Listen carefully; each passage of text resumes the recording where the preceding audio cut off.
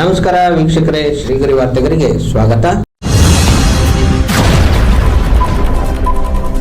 ದಿನಾಂಕ July 5, 2026ರಂದು BJP ಕಚೇರಿಯಲ್ಲಿ ಪತ್ರಿಕಾಗೋಷ್ಠಿಯಲ್ಲಿ ಮಾಜಿ ಮೇಯರ್ ಶಿವಕುಮಾರ್, ಅಪ್ಪಣ್ಣ ಪಡುವಾರಳ್ಳಿ, ರಾಮಕೃಷ್ಣ ಹುಲ್ಲಹಳ್ಳಿ, ನಾಗೇಂದ್ರ, ಎಸ್ ಮಹೇಶ್ ನಾಯಕ್, ಕೃಷ್ಣ ನಾಯಕ್, ಮಹೇಶ್ ಹಾಗೂ ಮತ್ತಿತರರು ಉಪಸ್ಥಿತರಿದ್ದರು. ನಮ್ಮ ರಾಜ್ಯದಲ್ಲಿ ಮೀಸಲಾತಿ ಹೋರಾಟ ತಮಗೆಲ್ಲ ಗೊತ್ತಿರೋ ವಿಚಾರ. ಅದಕ್ಕೆ ಜಾಗೃತಿ ಸಮಾವೇಶನ ಇಡೀ ರಾಜ್ಯದಲ್ಲಿ ಎಲ್ಲ ಜಿಲ್ಲೆಯಲ್ಲೂ ಮಾಡ್ತಾ ಇದ್ದೀವಿ. ಅದೇ ರೀತಿ ನಾವು ಬೆಂಗಳೂರಿನಲ್ಲಿ ಪ್ರಾರಂಭ ಮಾಡಿ ಬೆಂಗಳೂರು ಕಾರ್ಯಕ್ರಮ ಆದ ನಂತರ ರಾಯಚೂರಲ್ಲಿ ಕಾರ್ಯಕ್ರಮ ಆಗಿದೆ, ದಾವಣಗೆರೆಯಲ್ಲಾಗಿದೆ, ಹೊಸಪೇಟೆಲಾಗಿದೆ, ಈಗ ಮೈಸೂರಿನಲ್ಲಿ ಮಾಡ್ತಾ ಇದ್ದೀವಿ. ಅಂದರೆ ನಮ್ಮ ಬಿಜೆಪಿ ಒಳಗೆ ಇರೋವಂಥ MLAಗಳು, MLCಗಳು, ಮಾಜಿ ಮಂತ್ರಿಗಳು ಯಾರ್ಯಾರು ನಾವು ಬಿಜೆಪಿಲಿ ಇದೀವೋ ಅವ್ರನ್ನೆಲ್ಲರನ್ನೂ ಒಂದೇ ವೇದಿಕೆಯಲ್ಲಿ ಸೇರಿ ಎಲ್ಲರ ಮುಖಂಡತ್ವದಲ್ಲಿ ಈ ಕಾರ್ಯಕ್ರಮ ಮಾಡ್ತಾ ಇದ್ದೀವಿ. ಮತ್ತೆ ಮೀಸಲಾತಿ ನಮ್ಮ ಪರಿಷ್ಠ ಜಾತಿ ಮತ್ತು ಪರಿಷ್ಠ ಪಂಗಡಕ್ಕೆ ಏನು ಅನ್ಯಾಯ ಆಗಿದೆಯೋ ಇದನ್ನ ಕಾಂಗ್ರೆಸ್ ಸರ್ಕಾರ, ಅದರಲ್ಲೂ ನಮ್ಮ ಭಾಗದವರೇ ಮುಖ್ಯಮಂತ್ರಿ ಇದ್ರು, ಅದನ್ನ ನಮಗೆ ಮಾಡಲಿಲ್ಲ. ಎಲ್ಲರೂ ಅದ್ರ ಬಗ್ಗೆ ತಪ್ಪು ಮಾಹಿತಿ ಇದೆ. 9 ಶೆಡ್ಯೂಲ್ಗೂ ಇದಕ್ಕೂ ಸಂಬಂಧ ಇಲ್ಲ. 9 ಶೆಡ್ಯೂಲ್ ಏನಿದ್ರು ಈಗ ಉದಾಹರಣೆ ಭಾರತ ಮತ್ತು ಬಾಂಗ್ಲಾದೇಶನೋ, ಭಾರತ ಮತ್ತು ನೇಪಾಳನೋ, ಭಾರತ ಮತ್ತು ಪಾಕಿಸ್ತಾನ ಈ ಥರ ಗಡಿ ಭಾಗಕ್ಕೆ ಮಾತ್ರ 9 ಶೆಡ್ಯೂಲ್ ಅನ್ವಯಿಸ್ತದೆ. ನಮಗೆ ತಮಗೆಲ್ಲ ತಿಳಿದಿರುವಾಗೆ ರಾಜಕೀಯವಾಗಿ ನಮಗೆ ಆಲ್ರೆಡಿ ಮೀಸಲಾತಿ ಕೊಟ್ಟಿದ್ದಾರೆ. ರಾಜಕೀಯವಾಗಿ ಮೀಸಲಾತಿ ಕೊಟ್ಟಿರೋದ್ರಿಂದನೇ ಇವತ್ತು ನಾವು 15 ಜನ ST ಮೀಸಲಾತಿ ಸ್ಪರ್ಧೆ ಮಾಡ್ತಾ ಇದ್ದಾರೆ. 2 MP ಕೊಟ್ಟಿದ್ದಾರೆ. ಜಿಲ್ಲಾ ಪಂಚಾಯತಿ, ಕಾರ್ಪೊರೇಷನ್ ಇವೆಲ್ಲದಕ್ಕೂ ಇವನ್ ಲೋಕಲ್ ಬಾಡೀಸ್ ಎಲೆಕ್ಷನ್ಗೆಲ್ಲ ಮೀಸಲಾತಿ ಆಗಿದೆ. ನಮಗೀಗ ನಾವು ವಂಚಿತರಾಗಿರೋದು ಶಿಕ್ಷಣ ಮತ್ತು ಉದ್ಯೋಗಕ್ಕೆ. ನಮಗೆ ಶಿಕ್ಷಣದಲ್ಲಿ ಇವತ್ತು ನಮ್ಮ ಮಕ್ಕಳುಗಳು ಏನಿದ್ದಾರೆ, ನಮ್ಮ ಸಮಾಜದ ಮಕ್ಕಳು, ನಮ್ಮ SC ST ಮಕ್ಕಳುಗಳು ಈ ಮೀಸಲಾತಿಯಿಂದ ತುಂಬಾ ವಂಚಿತರಾಗ್ತಾ ಇದ್ದಾರೆ. ಮತ್ತೆ ಉದ್ಯೋಗದಲ್ಲೂ ತುಂಬಾ ವಂಚಿತರಾಗ್ತಾ ಇದ್ದಾರೆ. ಈಗ ತುಂಬಾ ವರ್ಷದಿಂದ ಪ್ರಮೋಷನ್ ಕೊಟ್ಟಿಲ್ಲ ನಮ್ಮ SC ST ಸರ್ಕಾರಿ ನೌಕರರಿಗೆ. ಮತ್ತೆ ಅದರಲ್ಲೂ ವಿಶೇಷವಾಗಿ ಇವ್ರು ಏನು ಕಾಂಗ್ರೆಸ್ನವರು ಸಂವಿಧಾನದ ಬುಕ್ನ ಹಿಡ್ಕೊಂಡು ಮಾತಾಡ್ಕೊಂಡು ತೋರಿಸ್ಕೊಂಡು ಮಾತಾಡ್ತಾರೆ, ಸಂವಿಧಾನದ ಬದ್ಧವಾದಂತ ಕೊಡ್ಬೇಕಾದ ಹಕ್ಕನ್ನ ಅವ್ರು ನಮ್ಗಿನ್ನೂ ಕೊಟ್ಟಿಲ್ಲ. ಯಾಕಂದ್ರೆ ನಮ್ಗೆ ರಾಜಕೀಯ ಕೊಟ್ಟದ ಮೇಲೆ ಈಗ ನಮ್ಮ ರಾಜಕೀಯ 2008ರಲ್ಲೇ ಕೊಟ್ಟರು. ಅಂದ್ರೆ 8, 12 + 6 18 ವರ್ಷದಿಂದ ಹಿಂಗೆ ತಳ್ತಾ ಬರ್ತಾ ಇದಾರೆ ಅದನ್ನ. ಇದು ನಾವು ಈಗ ನಾವೇನ್ ಮಾಡ್ತಾ ಇದ್ದೀವಿ, ನಮ್ಮ ಗುರುಪೀಠದ ಸ್ವಾಮೀಜಿಗಳಾದಂಥವ್ರು 257 ದಿನ ಫ್ರೀಡಂ ಪಾರ್ಕಲ್ಲಿ ಧರಣಿ ಮಾಡಿ, ಆ ಧರಣಿಯಲ್ಲಿ ಇದ್ದಂತಾಗ ಬಂದು ಅವ್ರಿಗೆ ಆಗಿನ ಮುಖ್ಯಮಂತ್ರಿ ಮಾನ್ಯ ಬಸವರಾಜ ಬೊಮ್ಮಾಯಿಯವರು, ಯಡಿಯೂರಪ್ಪ ಅವರು, ನಮ್ಮ ಬಿಜೆಪಿಲಿ ಇರೋದು ಎಲ್ಲ ಮುಖಂಡರು ಬಂದು ನಮಗೆ ಮೀಸಲಾತಿನ ಕೊಟ್ಟಿದ್ದಾರೆ. ಆದ್ರೆ ಈ ಸರ್ಕಾರ ಅದನ್ನ ಒಬ್ಬ ಕಾರ್ಯಕರ್ತರ ಕೈಲಿ ಅದನ್ನ ಕೋರ್ಟ್ಗೆ ಒಪ್ಪಿಸಿ, ಕೋರ್ಟ್ಗೆ ಆ ಸರ್ಕಾರದಿಂದ ಹೋಗ್ಬೇಕಂತ ಅಡ್ವೊಕೇಟ್ ಜನರಲ್ ಅಟೆಂಡ್ ಆಗ್ದಾನೆ ಇದು ನಮಗೆ ಡಿಲೇ ಆಗ್ತಾ ಇದೆ. ಇದ್ರ ವಿರುದ್ಧವಾಗಿ ನಾವು ನಿತ್ಯೋತ್ಸವ ಕಲ್ಯಾಣ ಮಂಟಪದಲ್ಲಿ ಬಲ್ಲಾಳ್ ಸರ್ಕಲ್ ಹತ್ರ ಹಳೆ ಗಣೇಶ್ ಥಿಯೇಟರ್ ಇದ್ದು ಅಲ್ಲಿ ನಾವು ಕಾರ್ಯಕ್ರಮ ಮಾಡ್ತಾ ಇದ್ದೀವಿ. 7ನೇ ತಾರೀಕು ಮೈಸೂರು, ಚಾಮರಾಜನಗರ ಭಾಗದಿಂದ ನಮ್ಮ ಸಮಾಜದ ವಿದ್ಯಾವಂತರು, ಸರ್ಕಾರಿ ನೌಕರರು, ನಿವೃತ್ತ ನೌಕರರು ಮತ್ತು ನಮ್ಮ ಭಾರತೀಯ ಜನತಾ ಪಾರ್ಟಿ ಎಲ್ಲ ಮುಖಂಡರು ಒಡಗೂಡಿ ಈ ಕಾರ್ಯಕ್ರಮನ ಮಾಡ್ತಾ ಇದ್ದೀವಿ. ಈ ಕಾರ್ಯಕ್ರಮಕ್ಕೆ ತಮ್ಮ ಪತ್ರಕರ್ತರ ಸಹಕಾರ ಬೇಕಾಗಿದೆ, ಮಾಧ್ಯಮದ ತಾವು ಇದು ಮಾಡಬೇಕಾಗಿದೆ. ಈ ವಿಚಾರವಾಗಿ ಅವತ್ತು ನಮ್ಮ ಪಕ್ಷದ ಎಲ್ಲ ನಮ್ಮ ಶ್ರೀರಾಮುಲವರು, ರಮೇಶ್ ಜಾರಕಿಹೊಳಿ ಮತ್ತು ರಾಜಗೌಡರ ನೇತೃತ್ವದಲ್ಲಿ ಈ ಕಾರ್ಯಕ್ರಮ ರಾಜ್ಯ ಮಟ್ಟದಲ್ಲಿ ನಡೀತಾ ಇದೆ. ದಯಮಾಡಿ ತಾವು ಸಹಕರಿಸಬೇಕು. ಇದರ ಸಂಬಂಧಪಟ್ಟಂಗೆ ನಮ್ಮ ST ಮೋರ್ಚಾ ರಾಜ್ಯ ಪ್ರಧಾನ ಕಾರ್ಯದರ್ಶಿ ನಮ್ಮ ಸಹೋದರ ಶಿವಕುಮಾರ್ ಮಾತಾಡ್ತಾರೆ ಅಂತ ನಾನು ನಿಮ್ಮಲ್ಲಿ ಮನವಿ ಮಾಡ್ತೇನೆ. ಭಾರತೀಯ ಜನತಾ ಪಾರ್ಟಿಯ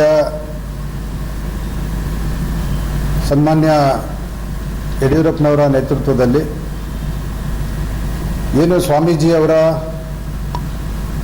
267 ದಿನಗಳ ಕಾಲ ಹೋರಾಟವನ್ನು ಮಾಡಿ ನ್ಯಾಯಯುತವಾದಂತಹ, ಸಂವಿಧಾನಾತ್ಮಕವಾದಂತಹ ಒಂದು ಜನಸಂಖ್ಯೆಗೆ ಅನುಗುಣವಾಗಿ ಬರಬೇಕಾದಂಥ ಮೀಸಲಾತಿಯನ್ನು ಕೊಡಬೇಕು ಅಂತಕ್ಕಂಥ ಹೋರಾಟವನ್ನು ಮಾಡಿದಂಥ ಸಂದರ್ಭದಲ್ಲಿ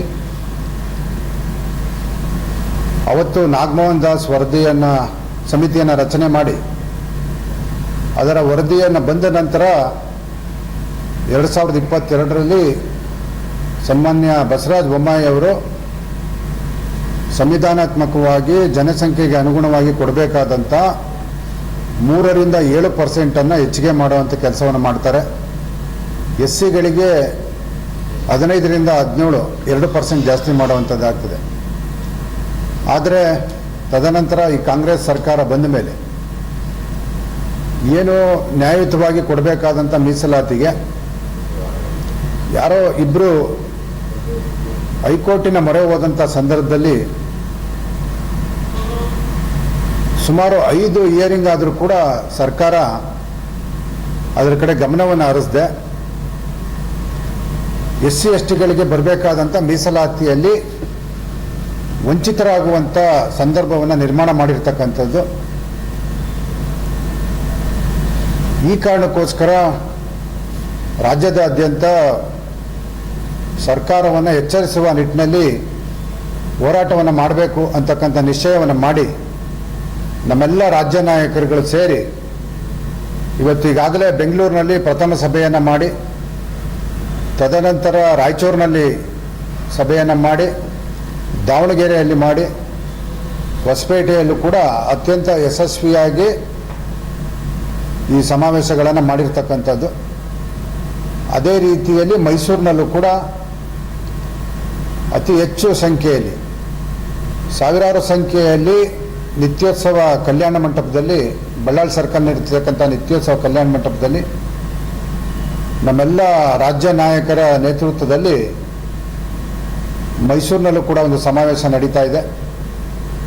ಈ ಸಮಾವೇಶದಲ್ಲಿ ನಮ್ಮ ರಾಜ್ಯ ನಾಯಕರಾದಂತಹ ಶ್ರೀರಾಮುಲು ಅವರು, ರಮೇಶ್ ಜಾರಕಿಹೊಳಿ ಅವರು, ರಾಜೇಗೌಡರು, ಶಿವನಗೌಡ ನಾಯಕ್ ಅವರು, DV ನಾಯಕ್ ಅವರು, ಹೇಮಲತಾ ನಾಯಕ್ ಅವರು,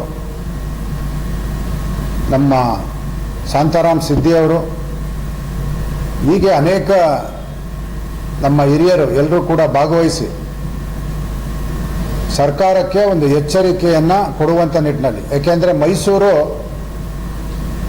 ಏನು ಸಿದ್ದರಾಮಯ್ಯನವರ ತವರು ಜಿಲ್ಲೆಯಾಗಿದೆ. ಏನು ಸಿದ್ದರಾಮಯ್ಯನವರು ನಾವು ಸಂವಿಧಾನಾತ್ಮಕವಾಗಿ ಆಡಳಿತವನ್ನು ಮಾಡ್ತಾ ಇದ್ದೇವೆ, ಸಂವಿಧಾನದ ಪರವಾಗಿದ್ದೇವೆ, ಅಂಬೇಡ್ಕರ್ ಅವರ ಆಶಯದಂತೆ ನಾವು ಕೆಲಸವನ್ನು ಮಾಡ್ತಾ ಇದ್ದೇವೆ, ನಾವು ಯಾವತ್ತೂ ಕೂಡ ದಲಿತರ ಪರವಾಗಿದ್ದೇವೆ ಅಂತಕ್ಕಂಥ ಮಾತನ್ನು ಹೇಳ್ಕೊಂಡು ಬಂದಂಥ ಸಿದ್ದರಾಮಯ್ಯನವರ ತವರು ಜಿಲ್ಲೆಯಲ್ಲಿ ಇವತ್ತು ದಲಿತರಿಗೆ ಆಗಿರುವಂತಹ, SC STಗಳಿಗೆ ಆಗಿರುವಂತಹ ಅನ್ಯಾಯದ ವಿರುದ್ಧವಾದಂಥ ಹೋರಾಟವನ್ನು ನಮ್ಮೆಲ್ಲ ನಾಯಕರ ಜೊತೆಯಲ್ಲಿ ಹೋರಾಟವನ್ನು ಮಾಡುವಂಥ ಒಂದು ಕಾರ್ಯಕ್ರಮವನ್ನು 7ನೇ ತಾರೀಕು ಬೆಳಗ್ಗೆ 10 ಗಂಟೆಗೆ ನಿತ್ಯೋತ್ಸವ ಕನ್ವೆನ್ಷನ್ ಸೆಂಟರ್ನಲ್ಲಿ ನಡೀತಾ ಇದೆ. ಈ ಜನಜಾಗೃತಿ, ಸಾಮಾಜಿಕ ನ್ಯಾಯಕ್ಕಾಗಿ ಜನಜಾಗೃತಿ ಸಮಾವೇಶ ಏನು ನಡೀತಾ ಇದೆ, ಇದಕ್ಕೆ ನಮ್ಮೆಲ್ಲ ಬಂಧುಗಳು ಬಂದು ಈ ಕಾರ್ಯಕ್ರಮವನ್ನು ಯಶಸ್ವಿ ಮಾಡಬೇಕು, ಮತ್ತು ಈ ಸರ್ಕಾರಕ್ಕೆ ಒಂದು ಎಚ್ಚರಿಕೆಯ ಗಂಟೆಯನ್ನು ಇಲ್ಲಿ ಬಾರಿಸಬೇಕು ಅಂತಕ್ಕಂಥ ವಿಚಾರವನ್ನು ಇಟ್ಟುಕೊಂಡು ಮಾಡ್ತಾ ಇದ್ದೇವೆ. ಅದಕ್ಕೆ ತಮ್ಮ ಮುಖಾಂತರ ನಮ್ಮೆಲ್ಲ ಬಂಧುಗಳಲ್ಲಿ ಪ್ರಾರ್ಥನೆ ಮಾಡ್ತಾ ಇದ್ದೇನೆ, ತಾವು ಬಂದು ಯಶಸ್ವಿ ಮಾಡಿಕೊಡ್ಬೇಕು ಈ ಕಾರ್ಯಕ್ರಮವನ್ನು. ಈ ಮುಂದಿನ ಪೀಳಿಗೆಗೆ ಅಥವಾ ಈಗಿನ ಯುವಕರು ಏನು ಉದ್ಯೋಗಕ್ಕಾಗಿ ಕಾಯ್ತಾ ಇದ್ದಾರೆ, ಏನು ಶಾಲಾ ಕಾಲೇಜುಗಳಲ್ಲಿ ಯಾವ ರೀತಿ ಮೀಸಲಾತಿ ಅವರಿಗೆ ಅನ್ಯಾಯ ಆಗ್ತದೆ, ಇದರೆಲ್ಲರ ವಿರುದ್ಧವಾಗಿ ಇಲ್ಲಿ ಜನ ಬಂದು ಈ ಕಾರ್ಯಕ್ರಮವನ್ನು ಯಶಸ್ವಿ ಮಾಡಿದಂಥ ಸಂದರ್ಭದಲ್ಲಿ ಸರ್ಕಾರವು ಕೂಡ ಈ ಎಚ್ಚರಿಕೆಯನ್ನು ನೋಡಿ ಅವರು ಕೂಡ ಈ ಏನು ಅನ್ಯಾಯ ಆಗ್ತಾ ಇದೆ ಅದರ ಪರವಾಗಿ ಕೆಲಸವನ್ನು ಮಾಡುವಂಥ ನಿಟ್ಟಿನಲ್ಲಿ ಸಾಧ್ಯ ಆಗ್ತದೆ ಅಂತಕ್ಕಂಥ ಮಾತನ್ನು ಹೇಳಿ, ತಾವುಗಳು ನಿಮ್ಮ ಮಾಧ್ಯಮದ ಮುಖಾಂತರ ಪ್ರಚಾರವನ್ನು ಮಾಡಿ ಕಾರ್ಯಕ್ರಮವನ್ನು ಯಶಸ್ವಿಗೊಳ್ಳಲಿಕ್ಕೆ ತಾವು ಕೂಡ ಕೈ ಜೋಡಿಸಬೇಕು ಅಂತೇಳಿ ಈ ಸಂದರ್ಭದಲ್ಲಿ ಕೇಳಿಕೊಂಡು ನನ್ನ ಮಾತನ್ನು ಮುಗಿಸ್ತೇನೆ. ನೀವು ರಾಜಕೀಯವಾಗಿ ಜಿಲ್ಲೆ ಆಗಿರ್ಬೋದು, ಚಾಮರಾಜನಗರ, ಮೈಸೂರು, ನಾವು ಸಮಾಜದಲ್ಲಿ 2 ಜಿಲ್ಲೆ ಒಟ್ಟಿಗೆ ಇದ್ದೀವಿ. ನಮ್ಮ ಸಮಾಜ ಜಿಲ್ಲಾಧ್ಯಕ್ಷರು 2 ಜಿಲ್ಲೆಯಿಂದ ಒಟ್ಟಿಗೆ ಮಾಡ್ತಾ ಇದ್ದೀವಿ. ಈ ಥರ ಸಂಘಟನೆ ಇದೆ. ಸರ್ಕಾರಿ ನೌಕರ ಸಂಘ, ಜಿಲ್ಲಾ ನಾಯಕರ ಸಂಘ ಮತ್ತು ನಮ್ಮ ಸಮಾಜ ಎಲ್ಲ ಮುಖಂಡರು ಭಾಗವಹಿಸ್ತಾರೆ. ಪಾರ್ಟಿ BJP ಒಳಗಿರುವಂಥ ಪರಿಶಿಷ್ಟ ಪಂಗಡದ, ನಮ್ಮೇನು ಪರಿಶಿಷ್ಟ ಪಂಗಡ ಬರ್ತದೋ ಪರಿಶಿಷ್ಟ ಪಂಗಡದ BJP ಒಳಗಿರುವಂಥ ಮುಖಂಡರ ಸಭೆ ಇದು. ಭಾರತೀಯ ಜನತಾ ಪಾರ್ಟಿಯ ST ಮೋರ್ಚಾದ ಅಧ್ಯಕ್ಷರಾದಂಥ ಬಂಗಾರ ಹನುಮಂತ ಅವರ ಅಧ್ಯಕ್ಷತೆಯಲ್ಲಿ ಶ್ರೀರಾಮುಲು ಮತ್ತು ರಮೇಶ್ ಜಾರಕಿಹೊಳಿ ಅವರ ನೇತೃತ್ವದಲ್ಲಿ ಈ ಹೋರಾಟ ರಾಜ್ಯದಾದ್ಯಂತ ನಡೀತಾ ಇದೆ. ಸಮುದಾಯದ ಹೋರಾಟನೂ ಆಗ್ಬೇಕಿತ್ತಲ್ವ ಸರ್? ಸಮುದಾಯದ ಹೋರಾಟದ ಸ್ವಾಮೀಜಿಯವರು ಮಾಡಿದ್ದಾರೆ. ಮಾಡಲಾಗಿ 7 ಪಾಯಿಂಟ್ ನಮಗೆ ಮೀಸಲಾತಿ ಸಿಕ್ಕಿದ್ದು, SCಗೆ 2%, ನಮಗೆ 4% ಸಿಕ್ಕಿದ್ದು. ಈಗ ನಾವು ಪ್ರತಿ ಜಿಲ್ಲೆಯಲ್ಲಿ ಮಾಡ್ಕೊಂಡು ಬರ್ತಾ ಇದ್ದೀವಿ. ಸರ್ಕಾರಕ್ಕೆ ಗಡುವು ಕೊಟ್ಟಿದ್ದೀವಿ. ಸರ್ಕಾರ ಆ ಡೇಟ್ ಒಳಗಡೆ ಮಾಡದೆ ಹೋದರೆ ರಾಜ್ಯಾದ್ಯಂತ ಬೆಂಗಳೂರಲ್ಲಿ ಅಥವಾ ಚಿತ್ರದುರ್ಗದಲ್ಲಿ ಒಂದು 10 ಲಕ್ಷ ಜನ ಸೇರಿಸಿ ನಮ್ಮ ದೊಡ್ಡ ಪ್ರತಿಭಟನೆ ಆಗುತ್ತೆ ಸರ್ಕಾರದ ವಿರುದ್ಧ. ಅವರು ಬರ್ತಾರೆ, ಕೇಂದ್ರದ ಮಂತ್ರಿ ಆಗಿದ್ದರು, ಮತ್ತೆ ನಮ್ಮ ರಾಜ್ಯದಲ್ಲಿ ಮಂತ್ರಿಗಳಾಗಿರೋರು, MLAಗಳು, MLC ಆಗಿದ್ದಾರೆ, ಎಲ್ಲರೂ ಬರ್ತೀವಿ. ಇದು ನಮ್ಮ BJP ಒಳಗಿರುವಂತ ನಮ್ಮ ಸಮಾಜದಲ್ಲಿ ಯಾರ್ಯಾರು ಎಲ್ಲರೂ ಕರೆದಿದ್ದೀವಿ, ಎಲ್ಲರೂ ಬರ್ತಾರೆ. ಎಲ್ಲ ಕಡೆ ಒಟ್ಟಿಗೆ ಭಾಗವಹಿಸ್ತಾ ಇದೀವಿ. ಸ್ವಾಮೀಜಿನವರು ನಮ್ಮ ಪಕ್ಷ ಸೀಮಿತ, ನಮ್ಮ ಸಮಾಜಕ್ಕೆ ಸೀಮಿತ. ಅವರ ಹೋರಾಟಕ್ಕೆ ಇದೊಂದು ಮುನ್ನಡೆ ಇರೋದ್ರಿಂದ ಸ್ವಾಮೀಜಿಯವರನ್ನು ಇವ್ರು ಮಾಡದೆ ಹೋದ್ರೆ ಕೊನೆಗೆ ಅವರು ಎಂಟ್ರಿ ಆಯ್ತಾರೆ. ಅಲ್ಲ, ಇದು ಭಾರತೀಯ ಜನತಾ ಪಾರ್ಟಿ ST ಮೋರ್ಚಾ ವತಿಯಿಂದ ಮಾಡ್ತಾ ಇರೋಂಥದ್ದು ಹೋರಾಟ. ಹಂಗಾಗಿ ಇದು ಪಕ್ಷದಿಂದ ಮಾಡ್ತಾ ಇರೋದ್ರಿಂದ ಸದ್ಯದಲ್ಲಿ ಸ್ವಾಮೀಜಿಯವರು ಇದಕ್ಕೆ ಯಾವುದೇ ರೀತಿಯಾದ ಪ್ರವೇಶ ಇರೋದು. ಈಗ ನಾನಿದ್ದಂಥ ಸಂದರ್ಭದಲ್ಲೂ ಕೂಡ ಸಹಜರವರು ಅವೆಲ್ಲವನ್ನು ತೆರವುಗೊಳಿಸಿದೆ. ಆಮೇಲೆ ನಿಮ್ಮೆಲ್ಲರಿಗೂ ಗೊತ್ತಿರುವಂಥ ವಿಚಾರ, ಬೇರೆ ಬೇರೆ ಕಾರಣಕ್ಕೋಸ್ಕರ ಮತ್ತೆ ಅವರೆಲ್ಲರೂ ಕೂಡ ಬಂದಿರ್ತಕ್ಕಂಥ ಕೇಂದ್ರ ಸರ್ಕಾರದ ಏನು ಸ್ಟ್ರೀಟ್ ವೆಂಡರ್ಸ್ ಆ್ಯಕ್ಟ್ ಏನಿದೆ ಅದರ ಪ್ರಕಾರ ನೋಡಿದಂಥ ಸಂದರ್ಭದಲ್ಲೂ ಕೂಡ ಅದನ್ನೆಲ್ಲವನ್ನು ಮೀರಿ ಇವತ್ತು ಮೈಸೂರಿನಲ್ಲಿ ಎಲ್ಲದರಲ್ಲಿ ಒಂದಷ್ಟು ವಿಶೇಷವಾಗಿ ಸಹಜರಾವ್ ರೋಡ್ ಅಲ್ಲಿ ಅವ್ರು ಮನಸ್ಸೋ ಇಚ್ಛೆ ಇಟ್ಕೊಂಡಿದ್ದಾರೆ. ಜನರು ಕೂಡ ಓಡಾಡಲಿಕ್ಕೆ ತೊಂದರೆ ಆಗ್ತಾ ಇದೆ. ಇದನ್ನು ಮಹಾನಗರ ಪಾಲಿಕೆ ಮತ್ತು ಪೊಲೀಸ್ನವರು ಇಬ್ಬರು ಕೂಡ ಗಮನ ಹರಿಸಿ, ವಿಶೇಷವಾಗಿ ಸಹಜರಾವ್ ರೋಡ್ ಕಡೆ ಗಮನ ಹರಿಸಿ ಅಲ್ಲಿ ಜನರಿಗೆ ಆಗ್ತಿರ್ತಕ್ಕಂಥ ಎಲ್ಲ ರೀತಿಯಾದಂಥ ಕಿರಿಕಿರಿಯನ್ನು ತಪ್ಪಿಸಬೇಕು ಅಂತಕ್ಕಂಥದ್ದು ನಮ್ಮ ಒತ್ತಾಯ. ಮತ್ತೆ ಮುಂದಿನ ವಾರ್ತೆಗರಿಯಲ್ಲಿ ಭೇಟಿಯಾಗೋಣ. ಶ್ರೀಗರಿ, ನಿಮ್ಮ ಮನದಾಳದ ಗರಿ.